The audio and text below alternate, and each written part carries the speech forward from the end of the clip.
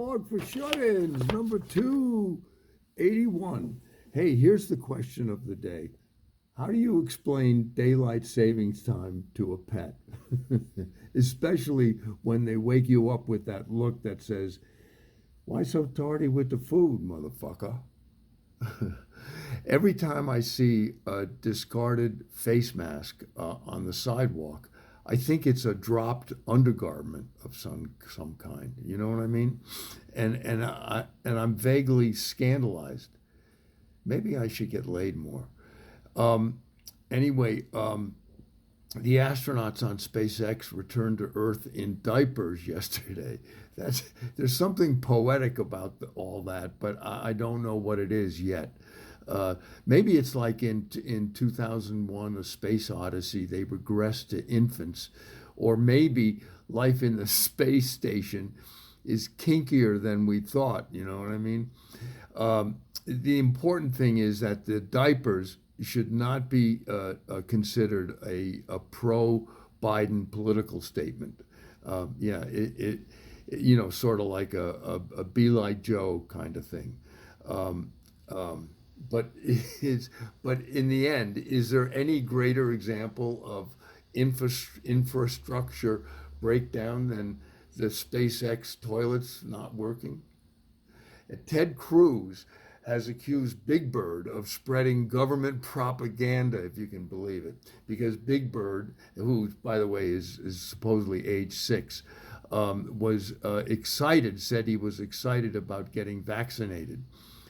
All I can say is one Big Bird deserves another Big Bird. Fuck you, Ted. Anyway, um, I just did that for the bird joke. There were bomb threats in the Ivy League, throughout the Ivy League over the weekend. Bomb threats, yeah.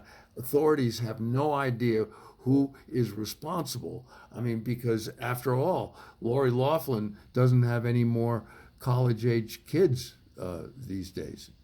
Um, and Trump knocked all the Republicans who voted for Joe Biden's infrastructure bill. That's strange. The last I heard was that Palm Beach was a barrier island off the coast of Florida in the Atlantic Ocean, accessible only by bridges. Good luck, Mr. Trump. It turns out that Trump supporters and conservatives, by the way, are the most likely to contract COVID. Yeah, I guess that explains why the very worst place to sell a MAGA hat these days is at a vaccination booster site, right?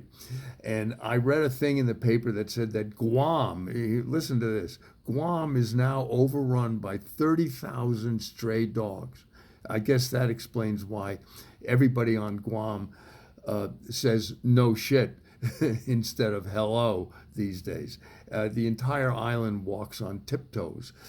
Alec Baldwin wants to have the police monitor all guns on movie sets. Yeah, but it seems like a good idea, except that every time the director yells, "Cut!" it's a felony.